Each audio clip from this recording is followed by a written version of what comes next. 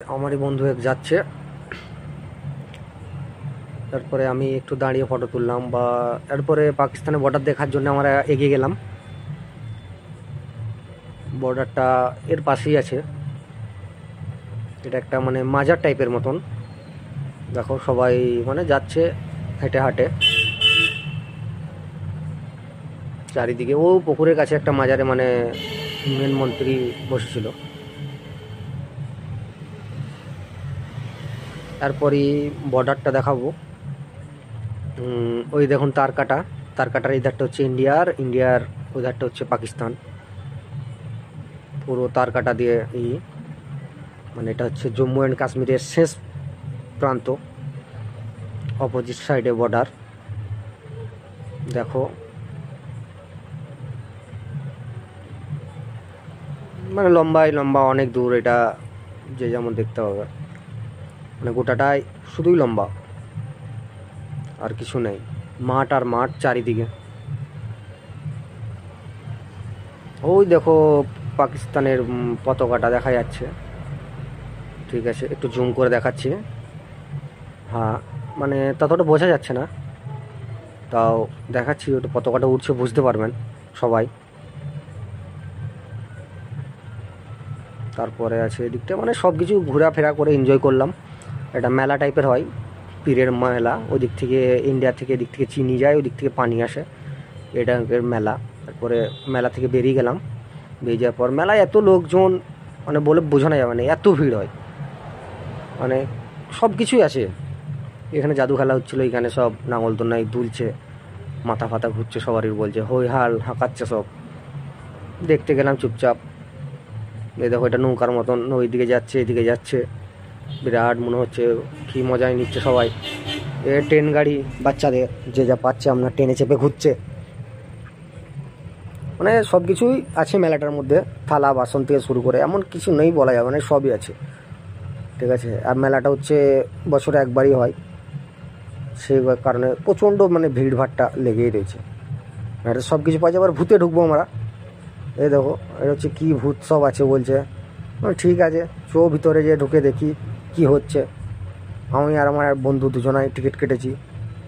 ভূত তো দেখে মনে হচ্ছে বিরাট ভূত, কিন্তু আদেও কী আছে বুঝতে পারা যাচ্ছে না। ছেলেটাকে জিজ্ঞাসা করছি যে ভাই কী আছে, বলছে বিরাট ভূত এখানে। আমরা আচ্ছা, ওই যে ছোটো ছেলেদের বললাম আচ্ছা আচ্ছা তাহলে চো ঢুক।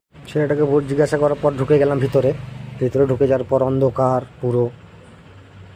আমাদের আরেকজন যে আছে আমার বন্ধু, সে লাইট জ্বেলেছে। সামনে যাচ্ছে একটা বাচ্চা আর একটা মানে কাকু। যেতে যেতে বিরাট মানে একটু ভয় লাগছিল নয়, কিন্তু তাও একটা ছমছম ব্যাপার, যে কি ব্যাপার প্রথমবার ঢুকছি। তাও ঢোকার পর দেখছি বাবা বিরাট ব্যাপার।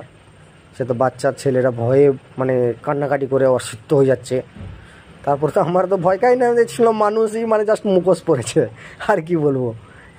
মুখোশ পরে দেখছি সব করছে। বাচ্চা ছেলেটা তো দেখে এত ভয় খাচ্ছে, মানে সেই কান্নাকাটি করে তার বাবাকে ধরে জড়িয়ে, বিরাট মানে একটা অন্যরকম ব্যাপার। লাস্টে আমরা বলছি যে ভয় খেতে হবে না, আয় আয় আয়। সে আমার বন্ধুকে বলছি ডাক রে ডাক রে ডাক রে।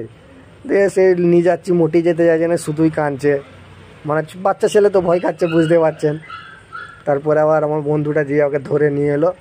তারপরে আবার মানে জাস্ট এখানে মুখোশ পরে সবাই রয়েছে, সেটাতেই মানে বাচ্চা ছেলেদের জন্য, এটা বড়দের জন্য নয়। তাও বড়রা ঢুকে একটু মজা নিচ্ছে হই হাল্লা করে।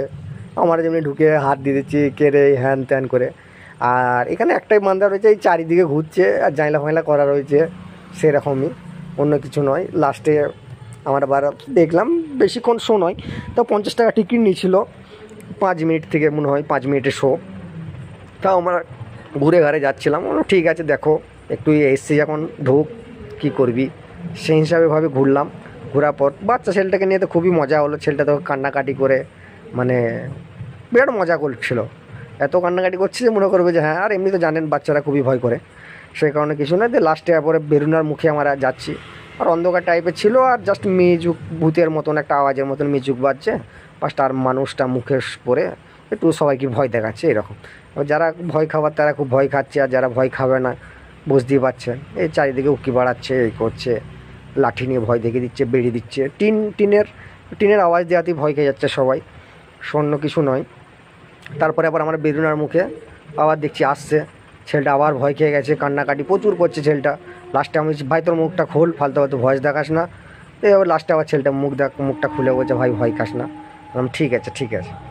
আমরা বেরিয়ে গেলাম। বেরিয়ে যাওয়ার পরে আমি বললাম ঠিক আছে, আমরা একটা করে ফটো নিলাম, যে ভাই ভালো করে দাঁড়াও, একটা করে ফটো নিই। তো ফটো নেওয়ার পর আমরা এবার দু বন্ধুতে একসাথে বেরিয়ে গেলাম। বললাম ঠিক আছে আয়।